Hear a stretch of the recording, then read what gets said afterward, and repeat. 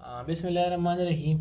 आज हम पढ़ेंगे ला रिलेटेड टू गीसेस। तो गीसेस के बारे में मुख्तलिफ साइंटिस्ट ने मुख्तलिफ किस्म के लास पेश किए हैं वक्तन फ़वक्तन।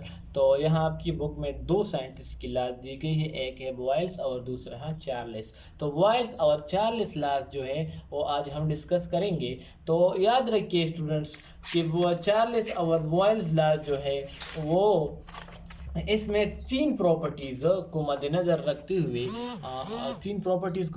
रखते हुए ये लास पेश की गई है। वो है प्रेशर, टेम्परेचर और वॉल्यूम। इन तीनों चीज़ों के को मद्देनज़र रखते हुए ये लास पेश की गई है। तो पहला लास जो हमारे पास है वो है बॉयल्स लॉ। याद रखिए बॉयल्स लॉ ने 1662 में रॉबर्ट बॉयल ने पेश की थी और इसकी डिफिनेशन के मुताबिक ये लोग कहते हैं कि वॉल्यूम जो है वो इनवर्सली प्रोपोर्शनल है प्रेशर के। वॉल्यूम इनवर्सली प्रोपोर्शनल है प्रेशर के।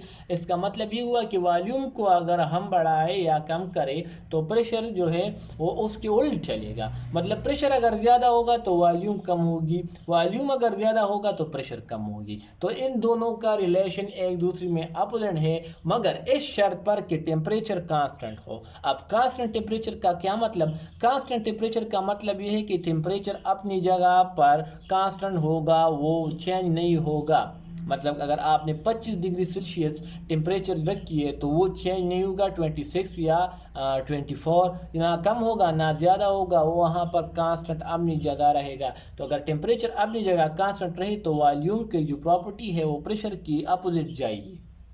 आज अब हम इस इक्वेशन को सिंप्लीफाई करेंगे तो ये जो प्रोपोर्शनलिटी साइन है इसकी जगह हम कांस्टेंट पुट करेंगे। तो यहाँ पर जो कि वाइल लॉ है तो यहाँ पर हम कांस्टेंट यूज़ करेंगे के बी। तो के भी यहाँ पर रख ली और जो इक्वलिटी की निशान लगाई तो क्या बन गया हमारे पास V इक्वल टू के बी बाई पी। अब हम क्या करेंगे, जो प्रेशर है वो बोथ साइड पर मल्टीप्लाई करेंगे। तो बोथ साइड पर अगर प्रेशर मल्टीप्लाई हो गया तो ये जो P है ये डिवीजन फॉर्म में है, ये मल्टीप्लिकेशन फॉर्म, तो कैंसिल करेगी एक दूसरे को और हमारे पास जो न्यू इक्वेशन आएगी तो वो क्या होगा, के be equal to P V, pressure and volume. अब याद रखिए कि अगर हम स्टार्ट से प्रेशर नाप ले या वॉल्यूम नाप ले तो हमारे पास इनिशियल या स्टार्ट वाली वॉल्यूम प्रेशर होते हैं, तो वो हम जो स्टार्ट वाले वो हमने P1 और V1 से इंडिकेट किए। अच्छा, अब सेकंड पर अगर हम जाए प्रेशर को कम करें या चेंजेस लाए तो अगर फाइनल स्टेज पर हम फिर नापना चाहे, इसको मेजर करना चाहे तो फाइनल स्टेज पर हमारे पास जो वॉल्यूम होगा वो फाइनल वॉल्यूम होगा तो उसे हम P2 कहेंगे और जो प्रेशर जो है वो फाइनल प्रेशर होगा तो उसे हम P2 कहेंगे, जो वॉल्यूम फाइनल होगा उसे हम V2 कहेंगे। तो यहाँ पर आप देख ले कि P1 V1 अपने आप में KB के बराबर है। अगर इस इक्वेशन को हम देख ले और P2 V2 अपने आप में KB के बराबर है तो इसका मतलब ये हुआ कि P1 V1 is also equal है एक दूसरे की। P1 V1 is equal to P2 V2, ये अपने आप में भी एक दूसरे की इक्वल है।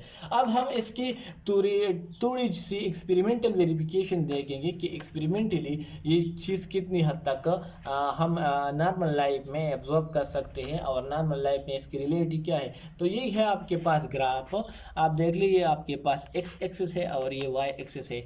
तो याद रख ले कि ग्राफ के फिनोमेना में हम प्रोपोर्शनलिटी जो डायरेक्टली है और इनडायरेक्टली प्रोपोर्शनलिटी है ये हम क्या करेंगे, ये हम इसी तरह से जानेंगे कि अगर ग्राफ में हमारे पास अगर हम वैल्यू प्लॉट करेंगे और ग्राफ जो है वो कर्व आएगा, टेढ़ा आया तो उसमें जो लाइन है वो टेढ़ी आई तो इसका मतलब है कि ये इन्वर्सली प्रोपोर्शनल है, सही है। और अगर ग्राफ सीधा आया, स्ट्रेट लाइन आया तो उसका मतलब ये होगा कि ये डायरेक्टली प्रोपोर्शनल है। तो यहाँ पर आप देख ले ये वॉल्यूम वाली जो है वॉल्यूम हमने वाई एक्सिस पे ली है और एक्स एक्सिस पे पी ली है। तो यहाँ अगर प्रेशर जो है वो कम है तो वॉल्यूम ज़्यादा है, तो यहाँ पर ये देख ले यहाँ पे वैल्यू एक दूसरे को कट करती है। वॉल्यूम 7 है, वॉल्यूम ज़्यादा है, प्रेशर कम है 2 है। तो धीरे धीरे से जब 6-5 पर आता है तो यहाँ पर प्रेशर ज़्यादा होती जा रही है, देख ले। तो हम अगर उस लाइन को आपस में मिला ले तो ये देख ले आपके पास कर्व आ गया। तो कर्व का मतलब है ये इनडायरेक्टली प्रोपोर्शनल है एक दूसरे के, ठीक हो गया। इसके बाद अगर हम डायग्रामेटिकली वेरिफिकेशन ले लें इसकी तो यहाँ पर आप डायग्रामेटिकली इसने रिप्रेजेंट किया है। सिंपल सी डायग्राम है कि यहाँ अगर प्रेशर बहुत ज़्यादा है तो वॉल्यूम बहुत कम है, ठीक है। यहाँ पर अगर प्रेशर थोड़ी कम हो गई तो वॉल्यूम थोड़ा ज़्यादा, यहाँ पर प्रेशर और कम कर दी गई तो वॉल्यूम और ज़्यादा हो गई, और यहाँ पर प्रेशर जो मुकम्मल कम कर दी गई तो वॉल्यूम सबसे ज़्यादा वैल्यू पर पहुँच गई, बहुत बढ़ गई। इसका मतलब ये है कि ये एक दूसरे के इनवर्सली प्रोपोर्शनल है। जिस तरह हम प्रेशर को इंक्रीज करेंगे तो वॉल्यूम कम होगी, अगर वॉल्यूम कम होगी तो प्रेशर ज़्यादा होगी। इसके बाद जो अगली लॉ है वो है चार्ल्स लॉ। तो चार्ल्स लॉ जो है वो जैकब चार्ल्स ने 1787 में प्रेजेंट की थी, और इसकी जो स्टेटमेंट है वो कुछ इस तरह है कि volume is directly proportional to temperature. Volume जो है वो टेम्परेचर की डायरेक्टली प्रोपोर्शनल है। मतलब कि अगर वॉल्यूम को आप ले लें और उसको ज़्यादा करना चाहे तो टेम्परेचर को अगर आप ले लें और उसको ज़्यादा करना चाहें तो वॉल्यूम भी अपने आप में बढ़ेगा, वॉल्यूम भी ज़्यादा होता जाएगा इन केस अगर प्रेशर कांस्टेंट हो। ये शर्त है कि अगर प्रेशर कांस्टेंट हो तो टेम्परेचर को अगर हम ज़्यादा करेंगे, इंक्रीज़ करेंगे तो वॉल्यूम भी इंक्रीज़ होगी। फिर उसी तरह कांस्टेंट ऑफ प्रोपोर्शनलिटी यहाँ पर के सी पुट होगा तो वी इक्वल टू के सी टी। आप टेम्परेचर को टी को बोथ साइड पर डिवाइड कर ले तो क्या आएगा, यहाँ पर भी टी डिवाइड होगा यहाँ, तो ये टी इसके साथ कट कर जाएगा, और के सी किस चीज़ के बराबर होगा, वी बाई टी। तो अगर यहाँ पर भी initial V one T one है और final V two T two है, तो हमारे पास क्या जाएगा, के सी बराबर हो जाएगा V one by T one. तो अगर K C V one by T one और K V two by T two भी के सी है, ये तो ये दोनों भी अपने आप में एक दूसरे की इक्वल है। अगर डायग्रामेटिक ग्राफिकल रिप्रेजेंटेशन देख ले तो ये वाई एक्सिस है, ये एक्स एक्सिस है।